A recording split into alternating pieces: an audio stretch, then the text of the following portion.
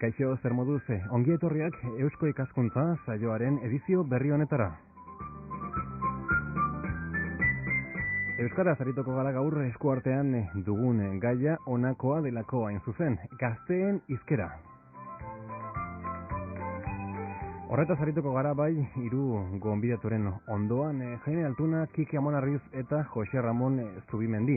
Segituan aurkeztuko ditugu gaurko solaskideak naiz eta hauetako bat apenas behar duen aurkezpenik. Badakizu zeinetaz ari naizen. Gazteen hizkera beraz gaurko solasaldiaren gai nagusia, baina hasi baino lehen entzun dezagun sarrera gaur Jon Martijaren esku.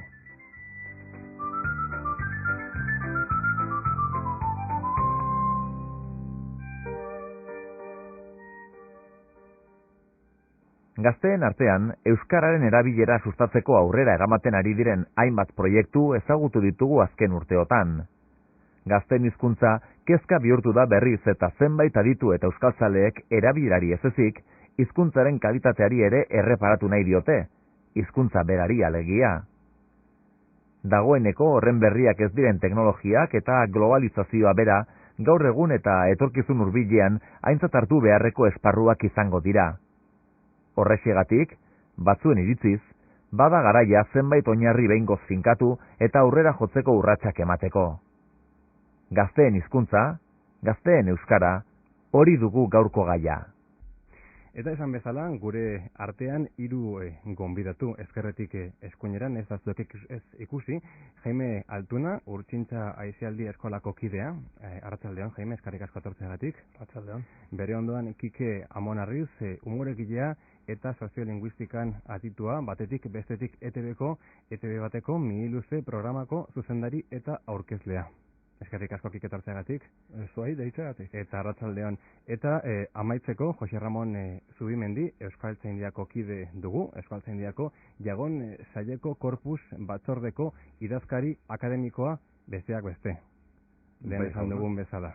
Arratsaldeon. Arratsaldeon eta eskerrik asko etortzeagatik. Behar bada galdera potoloa da hasteko edo behintzat hola gerta daiteke, baina tira, nomatetik hasi behar gara, noiztik da kezka gaurko gaia gazteen hizkera? Behar bada ni hasiko naiz. Nik uste aspaldiko kezka dela eta kezka horrek bi alderdi dituela. Bata kezka izan da Euskal Herrian erabiltzeko euskarari dagokionez, baina batez ere kezka izan da haur eta gazteek aspalditik euskara ez zutelako erabiltzen. Hainbat gure hizkuntzaren galera prozesuan euskaltzaleen artean beti egon den kezka izan da gazteek euskaraz egiten zuten edo ez. Nik horritzen dut Tolosako udaletxean euskara zerbitzuan hasi nintzenean, han aurkitu genuela dokumentu bat, Tolosako lehen ikastola sortzera zihoaztenek idatzia, eta orduan han oso garbi adierazten zuten, eta hau zen Franco famatu hain baino urte batzu lehenago, Tolosan jada kalean aurren eta gazteen artean ez zela bat ere euskararik egiten. Eta esate zuten, eta gu kalean goazela aurren bateo gazteren bat euskara somatzen balin badugu, buelta eman eta begiratu egiten dugu ean orden jakiteko. Beraz kezkau, aspaldetik dator batez ere aurre eta gazten edozein hizkuntzaren galera prozesuetan aurrak eta gazteak izan ohi direlako euskara edo hizkuntza minorizatu horretan gutxien egiten dutena. Gaur arazo hori iparraldean daukagu, Bretainan arazo hori dago, Galesen arazo hori dago, eta hizkuntza galtzen den kasu gehientsuenetan arazo hori dago. Eta horrekin batera etortzen da gero erabiltzen den hizkuntzaren kalidadea, erabiltzen den hizkera mota eta bar. Eta gaur egun ikusten dut gainera kezka hori ere oso zabalduta dagoela hizkuntza guztietan. Gaztelerarekin badago kezka hori, frantsesarekin badago kezka hori, eta nik uste kezka hori ez daukaten hizkuntza bakarra momentu honetan, inglesa, eta ja ez dut ezagutzen, baina segurazki txinera eta errusiera izango direla, ez? Ados beste biak ez da? Bai. Kezka ez da gaurko afera, eta bestetik kanpoan ere, honako zalantzak sortu bira hizkuntzak aztertzeko garaian. Bai, agian azkenek urtetan edo azalera edo ateradan kezka gehi izan da erabileran aldetik, ez? Edo ez dakit, duela 25 urte edo, eskola, eskola euskaldun zulak eta pizkat agian lasaitu zan kontua, eta, bueno, ja pentsatzen zan, belaunaldi berrik eta, erabilera ere ondituko zutela. Baina, badirudi azken urtetan, pixkate hori ez da bete, edo bintzat ez da sumat olako aldaketa, olako erabilera onditzen aldetik ez da sumat olako aldaketarik, eta agian horregatik azkenek urtetan, pixka gaia, askotan aipatzen da, eta horre ikusten da, ez dakit izan daiteke. Jose Ramon? Ez dakate nik besterik esatekorik, ohar bat bakarra, eta da Tolosako adibidea, Kike jarri duena, behar bada oso Tolosakoa izango da, baina 1926 urteko, alegia gerra aurreko giro hartan, Tolosako gauza bitxia izango zan hori, Gipuzkoan bintzat. Gipuzkoan oso bitxia izango zan egoera hori. Tolosan gertatuko zen, eta Donostian. Hortik aurrera beste inunez, noski. Galdera noski sortzen da, ez da nolakoa da, gaur egun gazteon euskara. Bueno, nik behar bada azteko behintzat puntu positibo bat emango dut, eta nik beti aipatzen dut guk 14 urte genituenean, eta Tolosa behar bada Gipuzkoako kontestu hortan Tolosa eta Donosti ziren euskararen galeran, segurazki, aurreratuaren zeuden herriak, baina horiekin batera Bizkaiko hainbat herriaren ikuste bat zeudela, eta galera prozesuaren esango nuke lekurik aurreratuenak izan zitezkela, baina hori prozesu baten adierazle. Eta nik 15 beti esaten dut, gazteen favore, gaur egun behintzat, guk 15 urte genituenean, Tolosako kalian, ez genuela sekula santan akatsik egiten euskaraz hitzaiterakoan.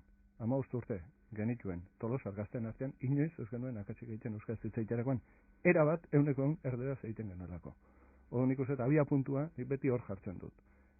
Gaur egungo egoera juzgatzeko, eta gaur egungoa hitz egiteko behintzat atzera begiratzea garrantzitsua da, eta nik oso gogoan dut, Tolosan ez egoela gazte, bertako gazte kuadrilla, bakar bat ere, euskara zaiko zana normalidadez kalean. Badakit beste leku batzuetan, euskara gehiago egiten zela, baina ja, 75. urtean esate baterako, Gipuzkoako hainbat herrietan, ikusten egoera hori ja nahiko normala zela, ez hori txarrez. Hor nun baita. Izan nahi da, gazteen hizkuntzari begiratuta behintzat, nahazte borraztea sekulakoa dela. Nik uste dut, une honetan, egoera soziolinguistiko aina euskara mota dauzkagula. Eta egoera soziolinguistikoak asko biderkatu direnez, eta oso diferenteak direnez, entzuten dituguna, baina gazteen artean bakarrik. Baita helduen artean ere, oso euskara mota desberdinak, oso garapen maila diferentetakoak, euskalkien ezagupena izan daiteke hobea edo okerragoa, batuaren ezagupena izan daiteke hobea edo okerragoa, orduan guzti horrek ekartzen diguna da oso egoera diferenteak izatea begien aurrean. Orduan, nik uste dut ezin dela diagnosi erabat orokor batekin, baizik eta unean uneko eta gunean guneko azterketak egin behar direla, ez? Eta hori ere nik uste dut esan behar dagoela, espero genezakela. Alegia une honetan, gehiago dira gazteen artean, gehiago hainbat lekuetan nabarmen gehiengoa dira, askoz gehiago dira guraso erdalduna dauzkatenak, guraso euskalduna dituztenak baino. Ez Gipuzkoa, baina Gipuzkoatik kanpo esate baterako, zonalde askotan, ia gehiengo erabatekoa euskaldun berria da, nola baita esateko, ez? Orduan, eta gainera, euskaldun berria da, euskara oso gutxi erabiltzen dan ingurune batean. Orduan, ezin dugu pentsatu, gazte horiek euskara zeingo dutenik, orain dela 40 urte, Lizartzan edo Aulestian euskara egiten zen modu berean, ez? Horrek noski hutsune batzuk eta gabezia batzuk azalarazten ditu, eta horiek dira ondo eta aintzat hartu beharrekoak eta ondo aztertu beharrekoak. Baina egoera ere gatozen lekutik gatoz, eraman dugun prozesua eraman dugu, eta hainbat egoera nik uste normaltzat ere argenitzakela. Naiz eta egoera horiek hobetzeko mekanismoak jarri beharko ditugun eta baliabide jarri beharko ditugun. Jose Ramon zein da Euskaltzaindiaren ikuspuntua? Kasu honetan, ez du ikuspuntu berezirik. Euskaltzaindia gai hauetan adi dago, begiratu egite du zer gertatzen den, eta ni hemen orain ari naizen bezala entzun egiten du, gai honi buruz dakitenek zer dioten. Gure eginkizunak euskaltzaindi bezala beste batzuk dira, baina jakitun gaude eta jakitun egon nahi dugu euskararen alorrean gertatzen diren gaietaz. Gertatzen da ordea euskaltzaindiaren eginkizuna da batez ere euskararen araugintza edo batasunerako bide hori behar bezala egitea. Ez da hori bakarrik, baina kasu honetan behintzat bai. Eta hor alderdi eta alor asko eta asko eta asko daude. Eta hau da alderdi horietako bat. Ez xuxenean euskaltzaindiari dagokiona, ez baitagokio euskaltzaindiari, baina euskaltzaindiak ondo gogoan hartu beharrekoa bai, begiratu beharrekoa zer ari den gertatzen eta nola ari den gertatzen. Eta, alor honi dagokionez hortxe gaude, talaian jarrita eta erne, eta entzuten, ni orain nagoen bezala, Gazteen hizkuntzan euskalkiak nahazten direla esaten da. Ez dakitantza hau positiboa den edo negatiboa. Euskalkiak nahaztu. Nik uste dut euskalkiek euskalkien lekuaz eta batuaren lekuaz asko eztabaidatu da, eta nik uste dut hor iritzi nagusi bat badagoela, ez? Eta euskalkiek eta batuak ez dutela kompetentzian sartu behar, baizik eta osagarri izan direla eta osagarri behar dutela. Behar bada gertatzen dena da, une honetan batez ere ingurune erdaldunetan biziren gazteen artean, hizkera informalerako euskalkiek eskaintzen dutena beste inon ez dutela aurkitzen. Eta aldo horretatik, norberak bere euskalkian menperatzen baldin badu, batez ere euskalki horretatik jasoko ditu, behar dituen baliabideak, eta esan indarra duten hitzak, esan moldeak eta bar, eta berak euskalkirik ezagutzen ez baldin badu, edo bere ingurunean euskalkiaz badago bizirik, baskotan egingo du, gertueneko euskalkitik hartu, edo berak entzuten dituen euskalkietatik, komenigarria, edo baliagarria gertatzen zaiona jaso. Eta egin kontu gaur egun, fenomeno berri badagoela euskalkiekin. Eta hau askotan hitzaldietan eta komentatu izan dut, ez? Eta galdetu, entzulei. Nun entzuten da batez ere bortz hitza. Eta 40 urtetik gorako guztiek esango dizuten Nafarroan. Eta 20 urtetik berako guztiek, orain dela gutxi arte esaten zuten bertatik bertaran. Zergatik, bortz hitza egunero entzuten zutelako telebistan. Alegia, bortz ja ez da urruti han, ez dakit nun esaten den hitz bat, baizik eta iluntzero telebistaren bidez aurroiek jaso zen duten hitz bat. Eta gero, momentu batean baliagarria gertatzen baldin bazaie, erabilingo dute. Gu badakigu, esate baterako gauez ligatzeko Gipuzkoan gazte batzuk bizkaierazko esamoldeak erabiltzen hasi direla. Ez dira asko, baina badira batzuk. Ez baita gauza bera, ze modu zaude esateko izeko ordu bietan, edo begiarekin jolase eginez, zelan zautxo, esatea, eta orduan ja badakizu zertaz zaizean. Orduan nik uste dut hor, gertatzen ari dira oso fenomeno berriak, juzgatzeko oso zailak direnak, eta adierazten digutenak, hemendik urte gutxi batzuetara, gazteen artean, erabiliko diren hizkera motak desberdinagoak izango direla, bilakaera bat gertatuko dela, eta bilakaera horretan, batez ere hizkera informalari dagokionez, euskalkiek indar berezia izango dutela pentsatzen dut, eta gainera euskalki desberdinatako adierak ere hartzen joango direla. Gazte bakoitzak bere euskalkiare aberasten joango dela. Besteak beste, telebista, edabideak, messengerrak, gauero aidia elkarren artean hori hizketan komunikatzen, eta ez dira ari bakarrik herrian bertakoak, udalekuetan ez auto dituzten beste gaztekin, eta komunikazio hori, euskalkien arteko komunikazio hori gero eta indartsua izango da, ez? Hori izan dut, Joan Fusterrek uste dut esate zuela hizkuntza komunitate bat, azken finean, harreman sare badela. Euskalkiek harreman sare batzuk sortu dituzte, harreman sare batzuk sortu dituzte euskalkiak, ez? Eta gaur egun harreman sare horiek izugarri edatu dira, ez? Orduan horrek ere aldaketak ekarriko ditu, erabiliko den hizkuntzan, ez? Bai hemen eta bai hemendik kanpo, ez? Bortz edo bertze edo anitz, ez da? Anitzka bada ezagunagoa da eta erabiliagoa da, baina beste biak aldiz, horren gutxi arte, kasik entzun gabeak. Bai, eta hori gertatuko da, lehen ere gertatzen zen hori. Baina, gaur egun horren dimensioa asko handiagoa izango dela espero genezake. Ligatzeko ejemplua, orentxe hartan aipatu duzu, beste batek esaten du aldiz, ligatzeko orduan euskara baztertu egiten dela. eta beste goera batzuetan baita ere ez dakita zerratzeko garaian, edo... Nik uste azken urtetan pizkat horri heltzeko bidek eta gauza ezberdinak egiten nahi diala, ez dakit garai batean guatzen naiz Anton Reixak euskalaria eta esaten zula euskara hizkuntz ekologista zala. Haserretzeko garaian irain guztiak gaztelaniaz botatzen zialako, ez? Ez dakit, bai, askotan lehen aipatu dudan bezala, gazten artean edo askotan aipatzen den gabezia hori da, ez? Olako emozioak espresatzeko garaian haserrea edo ligatzeko garaian edo adarjotzeko garaian, hizkuntzaz aldatzen direla. Askotan gaina aipatzen da fenomeno, bapateko fenomeno bezala, ez?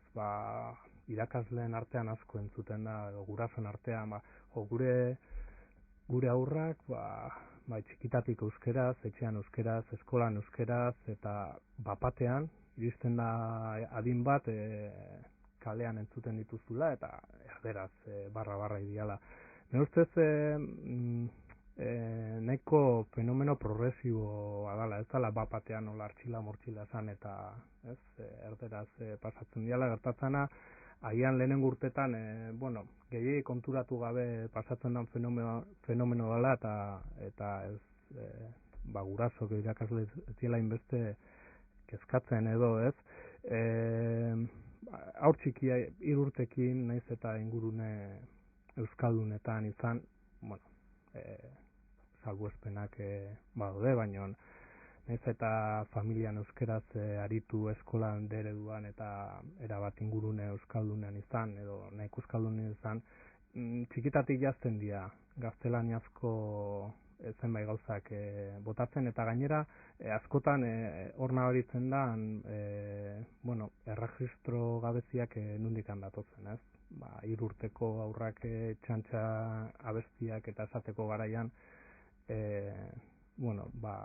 hasiko dira, nik gertu ditute adibide batzu, baina Superman, chorizo con pan eta olako txikikeriak esaten, eta olakoak euskeraz zaila izaten da entzutean, nik bintzat gutxi entzuten ditut. Naiz eta 3 urteko horrek oraindik euskeraz, erderaz apenas ulertu ezerrez. Baina Superman, chorizo con pan edo olako zerbait izango da eta grazia ingo dio.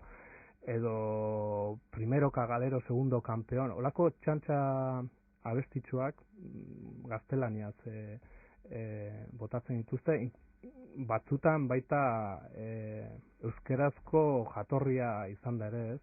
Denok ezagutzen dugu, edo oso zabaldua da pintxo de tortilla, hola esan da pintxo, gainera, ez? Pintxo de tortilla, naiz eta abestia denok ezagutzen dugu, erdaldunek ere euskerazko abestitxo hori. Orduan, hor txantxa nolabait erregistro hori erderarekin identifikatzen da. Gero pixkanaka beste zenbait gozak ere hortikan pasako dira, humorea, txiste kontuan, naiz eta gauza kontua landu da antola. Eta pixkanaka lagun arteko hizkera hori, azkenen, beristean puntu bat, hori, ligatzeko, haserretzeko, jotzeko, gabeziak edo daudela, ez? Ez dakit, bestalde nik inpresio dokat ere azken aldi honetan gai honen inguruan gaztei ez dakit pixkate kulpabilizatzen ote diegun gehiegi hori, ez? Ez dutela erabiltzen edo lakotan ez dutela erabiltzen, eta ez dakit hor baita ere kezka pixka badaukat, ez? Hainbeste kulpabilizatzea ez du erabiltzen, gehiegi aztertu gabe nondikan datorren kontu hori, ez? Hori baikik ez da gauza bera zelan zauz eta zer moduz zaude. Batua formalagoa da edo formalegia da?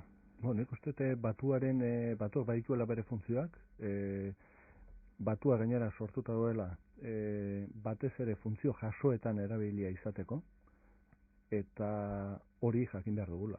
Ez? Orduan, batuaren funtzioak eta hori, bueno, Jose Ramonek eta Euskaltzaindiaren ikuspegia eman dezak, ez?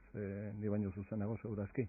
Baina iruditzen zait, askotan pentsatu izan dugula, batua funtzio guztietan eta edozein momentutan eta edozein lekuetan erabili beharreko adierazela, ez? Eta orduan, diuset alde horretatik, hainbat jende ere bat bere euskalkia eta bere euskara gutxiestera eraman duela, alfabetatu gabeko hainbat euskaldun zaharrek bere burua gutxietzi egin dute alde horretatik, eta zeukaten ondarea ez dute transmititu, askotan, beldurrez, ez jakintasunez, edo sentitu dutelako bere burua hori gutxietzia, ez? Eta hori, nik uste dut hori, argitu beharra daula, sozialki ere, eta hori, esate baterako Bizkaian, horri buelta eman zaiola, neurri handi batean behintzat. Eta ero jakin behar dugu, ez dela gauza bera, azterketa bat idaztea, jende baten aurrean hitz egitea, edo goizeko ordu bietan ligatzea. Horre, erregistroak daudela, edozein hizkuntzatan bezala. Eta kasu batzuetan, hor gainera, erregistro jasoak ez daukala lekurik. Orduan, juzet hor dagoela, bariade horretan, dagoela aberastasuna, eta aldo horretatik, ni Jaimerekin bat nator, behar bada, gehiegitan kulpabilizatu ditugula gaztiak, eta gehiegitan atera dugula boligrafo gorria. Baita atera beharretzenean ere, ez? Eta horren nolabait ere, sormenerako bide batzuk ere, baitxi egin dituela, eta aukera batzuk kamustu egin dituela, ez? Jose Ramon? Konforme, ni boligrafo urdinarekin etorri naiz. Entzuleek ez dute ikusten, baina zu ez eratelekuko boligrafo urdinak arri du da. Eginkizunen alorren banaketa horretan, egia da, euskara batuak du bere lekua. Bere lekua da, estandarren lekua. Ez bakarrik jaso, abezik estandarra. Nola bete esan, bizitzaren alderdi ofizialak edo ohikoak edo gizarte harreman formaletarako horretarako da. Hasi, hezkuntzatik hasi, kazetaritzatik eta harreman horietarako. Gero, personen arteko harremanetan, kokatu behar da, personok beti leku batean gaudela, espazio jakin batean gaudela. Eta ez da berdin, hemen Donostian jardutea, edo Aulestien jardutea, edo beste nunbe jardutea. Orduan, lekuan lekuko, eta garaian garaiko egin behar da. Hori biztan da. Kikek esplikatu du, ondo esana dago, hori jendea jakin behar du, nik uste badakira hori jendeak. Baina alako, ez dakit, komplejo txoren bat, edo geratzen da hor. Ez dakit zergatik, badakit zergatik, ez dakit hortaz egiteko egokiera da nahu, edo, bada? Bi hitzetan azaltzen saiatuko naiz. Badago oraindik ere, zoritxarrez, gure artean badago oraindik ere, kulturaren ikuspegi jakin bat, kulturaren ikuspegi aristokratikoa esango nukenik. Ikuspegi horren arabera, kultura da, arteak eta jakintzagai formalak biltzen dituena. Eta hori bakarrik da kultura. Horrek aurrerako gaiak eta ezaupideak eta jakintzaren alorrak eta horiek ez dira kultura, horiek dira, herriko jende ez jakinaren ezaugarriak dira eta horiek ez dira kulturatzat hartzen. Ikuspegi, antropologiaen ikuspegitik eta, okerragoa dana eguneroko gizarteko bizitzaren ikuspegitik. Kultura dira, hori, zientziak eta arteak dira kultura, eta beste guztia ez da kultura. Orduan, horren itzala, urte askoan egon izan da jendearen gainean, herriaren gainean, eta oso itzal astuna eta kaltegarria izan da, eta da. Horren ondorioetako bat da, batetik, transmisio egiteko garaian, gure aiton amonen jakintza ez errespetatzea. Hori da oso ondorio kaltegarria. Jakintza horrekin batera, eta nesari hemen euskeraz bakarrik gainez, jakintzaz. Alegia, gure aiton amonek zen olako harremana izan duten bizitzarekin, bere inguruarekin, naturarekin, alditxarrekin, nola moldatu diran, beren arteko harremanetan, eta hor, milaka urtetako katea bat, soka, katea ez, soka esango nukenik, soka luze bat, etorri da guregana, baina guregana iritsi danerako, garai batean hezkuntza hori eman digu, mespretsuz eman digu. Orduan ez dugu, nolabait esan, bakarka ikasi behar izan dugu hori estimatzen. Sentimentuek lagundu digute, hori estimatzen, baina arrazoiaren mailan edo jakintzaren mailan intelektualki bakarka egin behar dugu bideo hori hezkuntza formalaren kontra alor askotan. Horren ondorioetako bat behintzat izan da, etxeko euskeraren, herriko euskeraren galera izan da. Hori ere, nolabait, bide formaletik ez baita etorri orain dela 20 urte arte. Nolabait, batasuna eta batasunaren ondorengo hezkuntzan euskera ofizializatea ikastoletatik hasita eta abar, ordura arte ez da etorri hori, eta egon da zakur potxolo bezala han bazterrian, baztertuta. Bai, hau etxekoa dugu, baina hor txokoen eukiko dugu gaixua. Hola. Eta euskerarekin ere hori gertatu da. Orduan, gaur egun nozitzen ditugun gabezia hauetako batzuk, nik uste dut hortik datozela. Eta, bueno, niko hitz egin dut momentuz. Bai, eta horrekin batera berbada, gero dago bigarren alderdi bat, ez? Eta da, transmisio hori ez dela gertatu gertaziteken lekuetan, eta gainera beste leku batzuetan ezinezkoa izan dela transmisio hori bermatzia. Zergatik? Eta jarriko dut, Tolosako kasua berbada paradigmatikoa ere badelako, ez? Eta da, hiri bat, nun, ja, basarri giroarekiko loturak gezurra badirudi ere, hamarkada batzutan etenda egon ziren, eta Tolosako dendariak ziren euskara gutxien erabiltzen zuten, naiz eta bezeria gehiena basarritarra izan, bueno, horrelako eskizofrenia puntu bat ere gonda, gure gizartean. Bueno, Tolosan, eta baita Tolosatik kanpo ere. Eta gero, guri gertatu zaiguna da, gu kaleumeak izan garela, euskara justu etxean jaso dugu, etxekoa, irakaskuntza erderaz jaso dugu, eta orduan, kalean transmititzen diren hizkera mota guzti horiek ez ditugu jaso. Ez dugu jaso lehengoen jakintza hori, ez dugu jaso jakintza horrekin lotuta zegoen hizkera, baina ez dugu jaso ere kalean erabiltzen zen hizkera, biraoak, sexu hizkera, parrandatako hizkera, hori guztiak guk erderaz jaso genuen. Orduan, euskera ikasten hasi garenean berriro eta euskera errekuperatzen hasi garenean individualki eta sozialki, zer jaso dugu? Jaso dugu oso hizkera formala, kasu horretan, ikuspegi oso gramatikalarekin lotua gainera, bere astapenetan, esango nuke, eta orduan, hizkera informalarekin zerikusia duten alor guztiak gerora joan gara deskubritzen. Orduan, gaur egun gazte izak gertatzen zaie. Eta askotan hor badagoela baliabide asko daude, hitz asko daude, esamolde asko daude, baina zaharkituak iruditzen zaizkie. Bat, askotan ez dituztelako ezagutzen, gaur egungo beren bizimoduarekin zerikusirik ez daukaten kontzeptu asko dago hor tartean, eta gero, esan daitezke, baina ez dira esaten. Eta oso diferentea da, jakitea esan daitezkela eta esatia.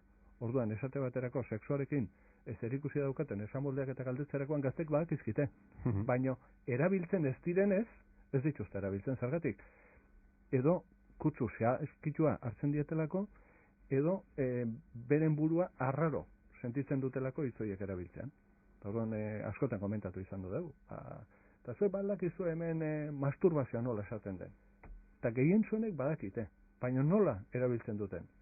Erderazko adieratik zuzenean hartuta. Zergatik euskerazko hori ja urruneko dutelako edo ez dutelako eguneroko bizimoduan. Orduan, alde horretatik iruditzen zait badaudela bi bide, ez? Bata da, hor daukagun guzti horren berrera biltze prozesu bat martxan jartzea, eta hori jolasen bidez, ikuspegi ludikoa landuz, euskaren irakaskuntzari pixka ludikotasuna, gustagarritasuna erantziz, eta bigarrena ere sormenarako bideak zabalduz. Ez nik uste ze kontutan hartu behar dugu ere, erderaren indarra sekulakoa dela. Orduan, erderak hartzen duen dimensioa gaur egun gure bizitzetan sekulakoa da. Orduan, gogoan daukat Gran Hermano, de repentian, batek botazun, te voy a dar un par de joyas. Joyas entzun, eta urrengo unian, gazte guztiak eta heldu guztiak ezien joyas esaten zergatik, jende asko ikusi zuelako programa hura, eta urrengo unian, jende asko errepikatu zuelako hitz hori. No, beraz hemen barkatu, baina beraz honek argi eta garbi erakusten du, gaurko nolabait hizketa gaia, eta kezka gaia gaztein hizkera da, baina hemen badirela beste gai batzuk desentez larriagoak hitz egin beharrekoak. Bai, nik uste dut gazte hizkeraren inguruan sortzen diren kezka horiek direla ondorio bat. Ondorio bat, egoera baten ondorio. Eta esango nuke gainera gaur egun, lehen ere esan dut nik gazteen favore izango nukela. azken batean gaur egune gazteek helduek baino euskara gehiago egiten dutelako kalean, eta ahal egintzen direlako, segurazki helduak baino gehiago.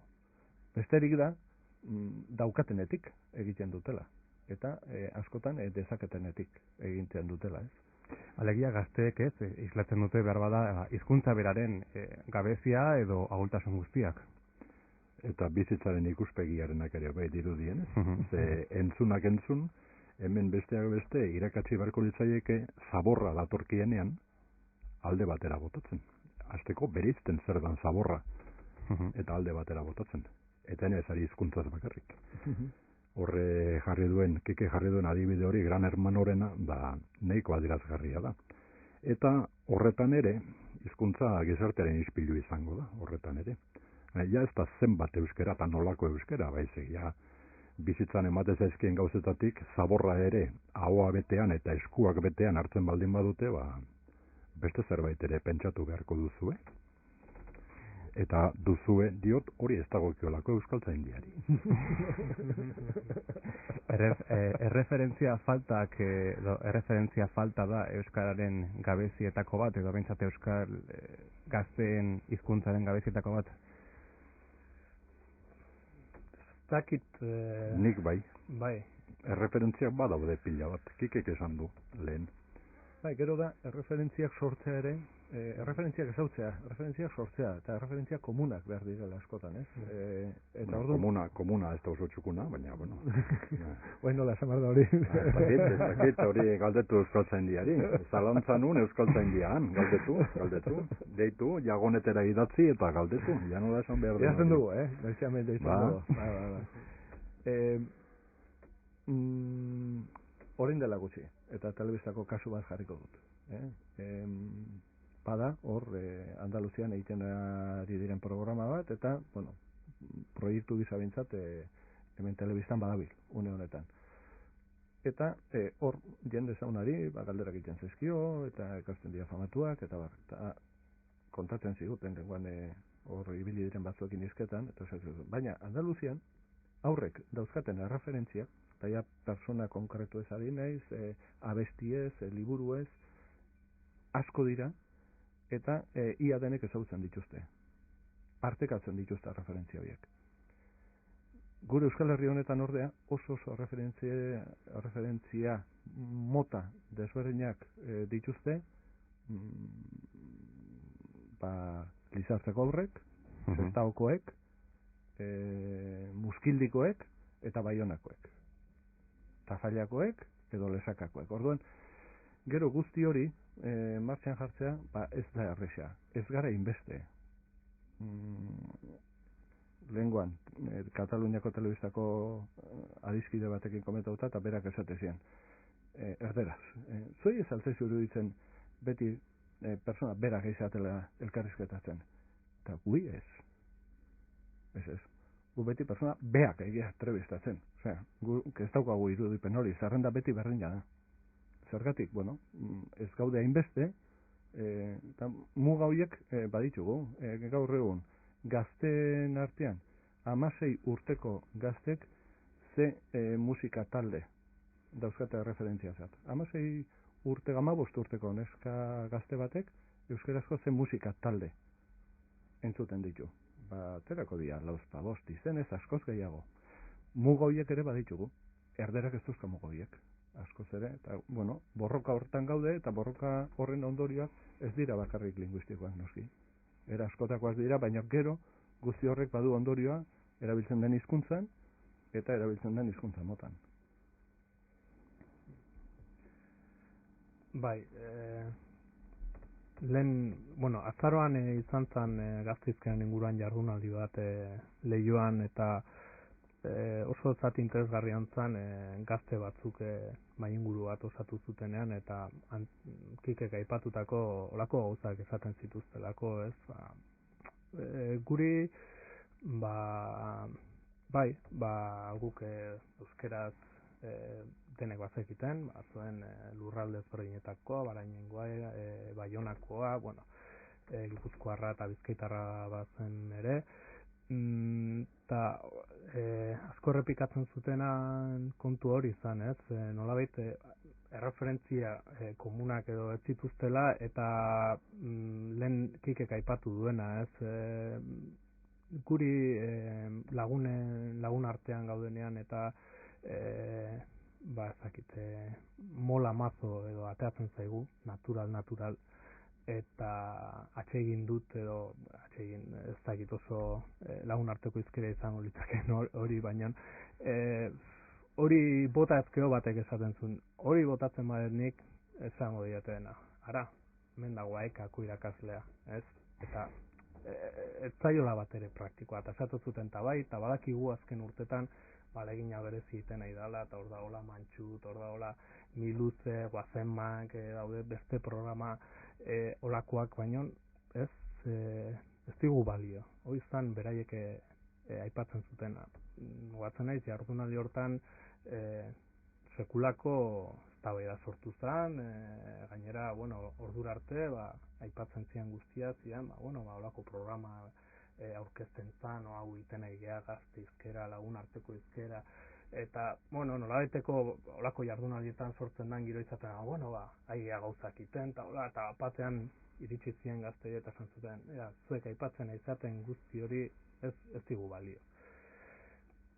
Orduan, ez dakite horre egontzan olako zea bat, ez? Ez dakite, referentziak, nik uste ezagutza guendikan asko onditu inbar dela. Ezagutza hori beste datu bada, datu objektiboa. Ezagutza guendikan txikia da. Eta ezagutza onditzen ez den bitartean nekez emango dan erabilera.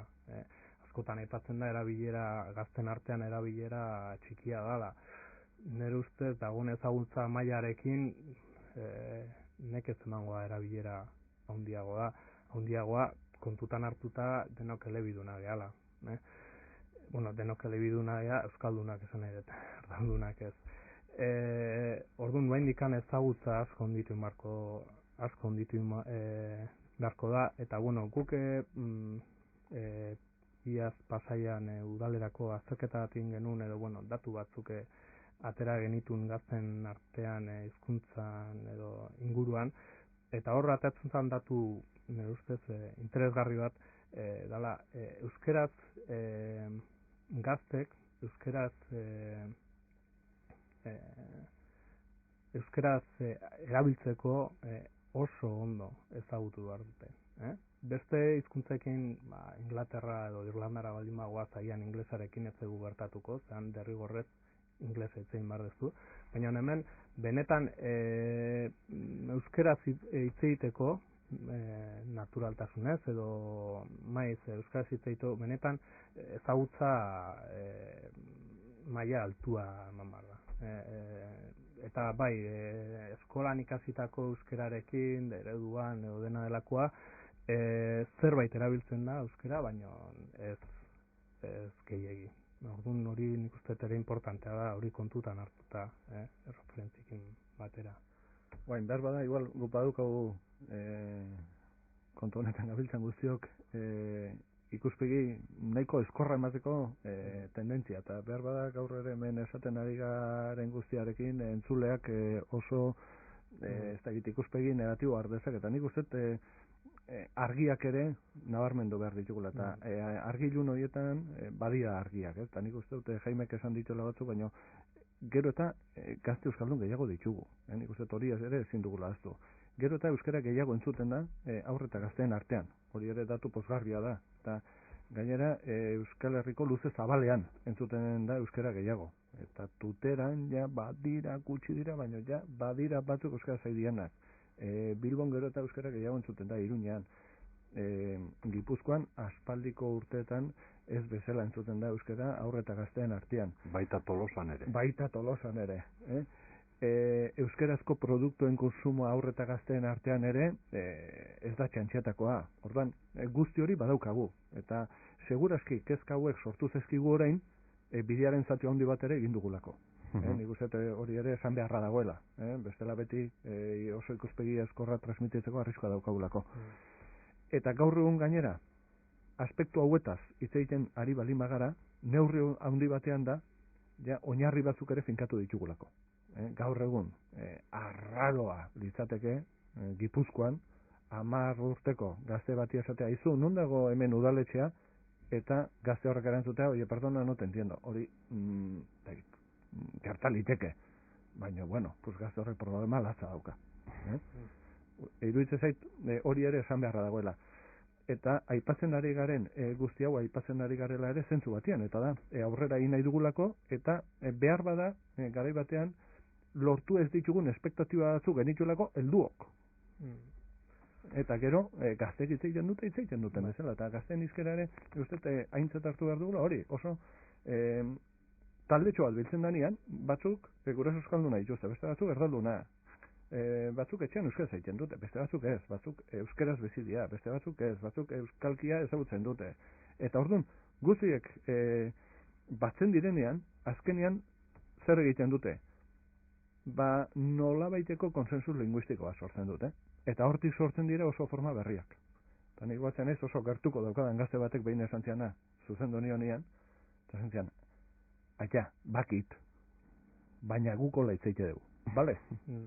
Orduan zer adierazten ezian, eta bakit, zu lasai.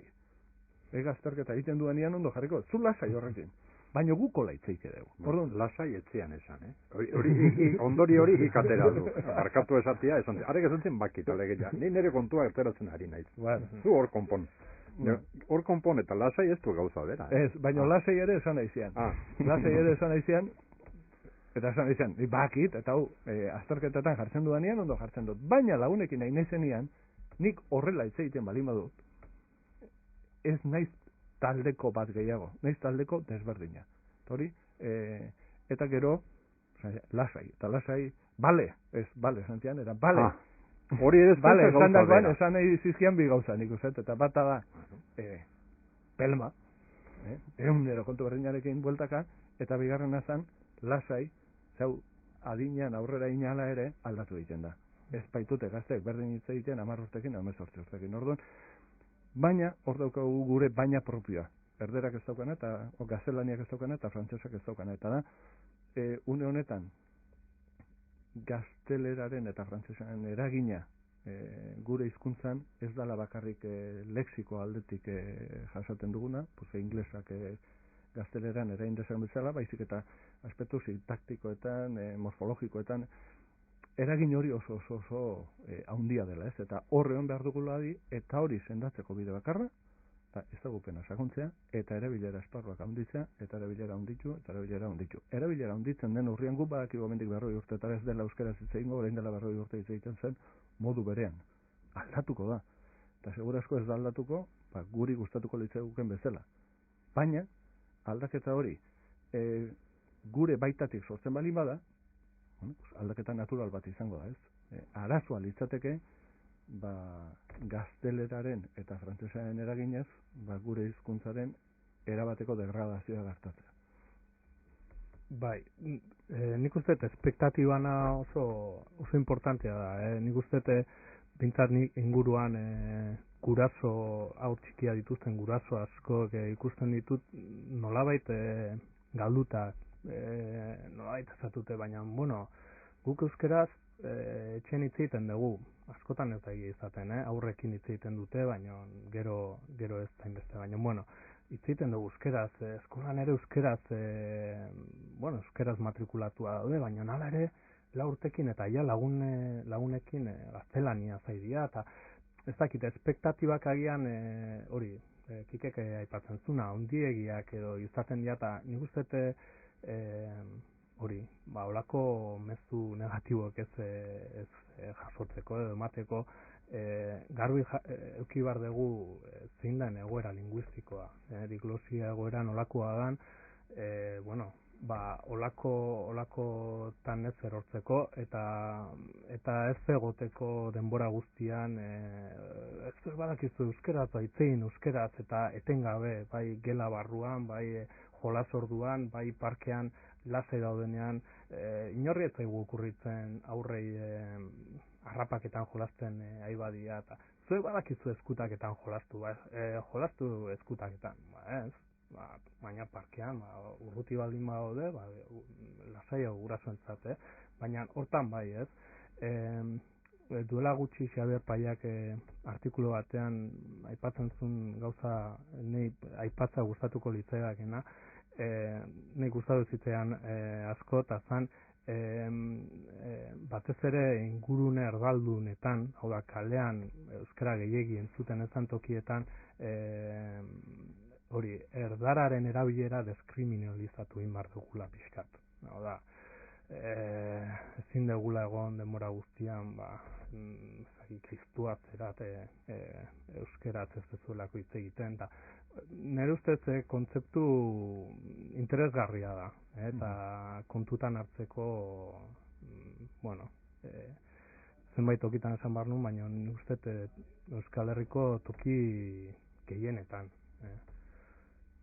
Hori aldatu, ez da, garai batean egiten zen, edo bentsat bat zirudien, zigortzeko moduko akatsa zela, ez da, erderra jotzea. Nik uste gauza hauetan neurri kontua dela. Ez beste bizitzaren aspektu guztietan bezala. Ez horren dela gutxi eta gora etorri zait Iruñan hango irakasle batek komentatzen ziona, gauza betaz itzeiten ari ginela, eta gaina, aipatzen nion, behin, lagun bat, gaur egun euskarazko irakaslea dena, eta nirekin COVID ikasi zuenean, euskaztutik ere ezekien lagun batek, afari bat izan genuen, eta esan zian, nik bakizun noiz hasi izan euskaraz itzeiten, kontatu nintzen nian euskaldunok trampa itxezen dutela. Trampa eta, bai, zeni, arate eta juten izan, eta ni somatzen nun, han, erosketak itxarakoan, euskaldunek eusketa erdera naztu itxezutela. Egun hon zen izut asiarrak eta, jarrizkizunak, hoy me viene gente fuera y no quiero quedar mal, eta bida, pues hauek oso nadia, ya me se va a poner a buen precio, gaina bida oso itxura hona daukate, baina menguak izango dira, no me engaños como la otra vez, arritxuto mentzon, hauek zertan haidiamen. Eta, beha euskara ikasen da izan, eta un batien esan mentzon, proba inbiert. Eta sartu mentzan, eta xerrak, eta zeman haitzu zuta, kilo bat, eta zertarakota, pa freír. Eta, hemendik jarriko eskizuta, bai, eta esan zuen, ondo. Eta, harentzat, erderaren makulu hori erabilia izatea izan zen, euskeraz egiten hasteko modu bakarra. Eta nik uste hori... Eta parkatuta, xerrak zen mozkoak eman zizkion. Onak emango altzizkion. Hori jakin egin behar da. Hori jakin egin behar da. Ia, balio duen trikemailu horrek, ala ez, bestela teoria hautzean geratzen da. Jakin behar da, ia, hola eskatuta, onak emate dituzten. Gero ondo patuta.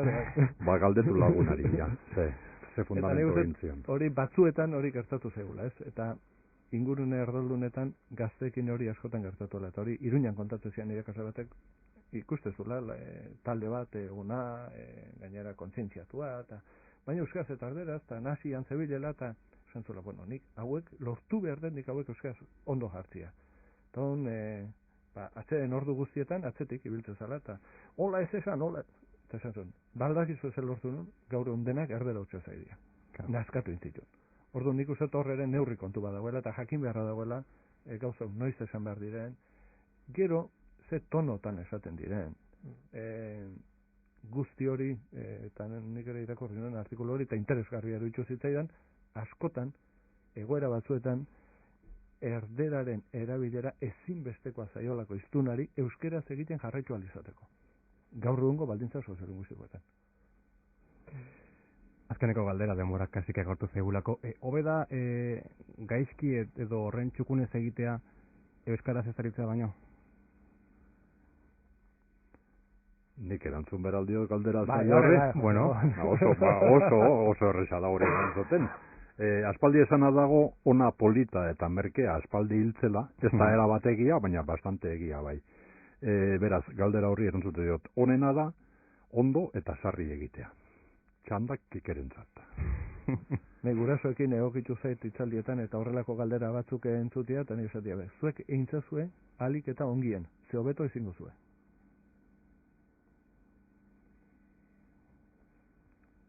Ados. Ados, konekin, kikerekin o nerekin? Kikeko gauza bera izan, baina mentxe... Kikerekin ados esateak, esan nahi duzu nerekin ez zaudela ados, edo... Esan nahi duana, Xabier Paiarekin gai hontan ere, ados nahola. Xabier Paiar zein da hori, gizon hori, ez...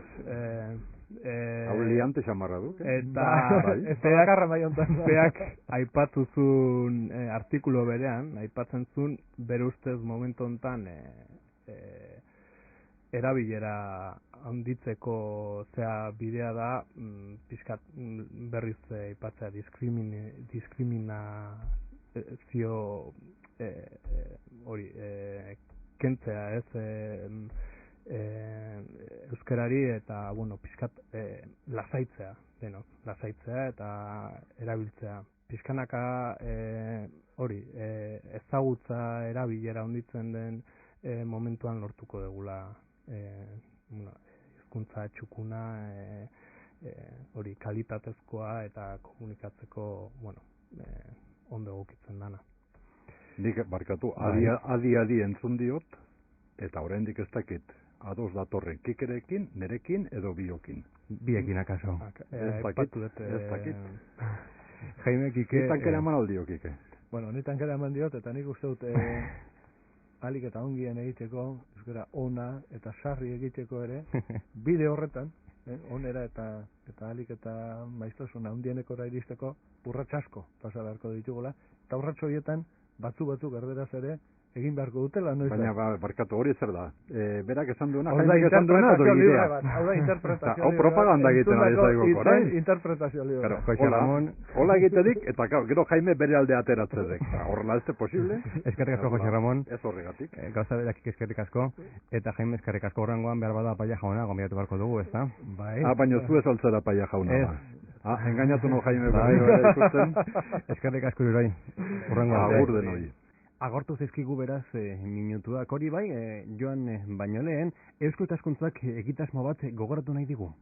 Eusko Ikaskuntza egitasmo polit bat diseinatzen ari da, Gipuzkoar gazteekin aurrera eramateko. Talde bat ari da dagoeneko gazteen eta Eusko Ikaskuntzaren arteko harremanak nola bideratu beharko liratekeen aztertzen.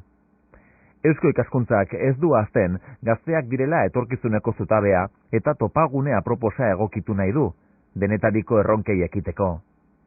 Nahi duen gazteak Eusko Ikaskuntzara jo dezake informazioaren bila.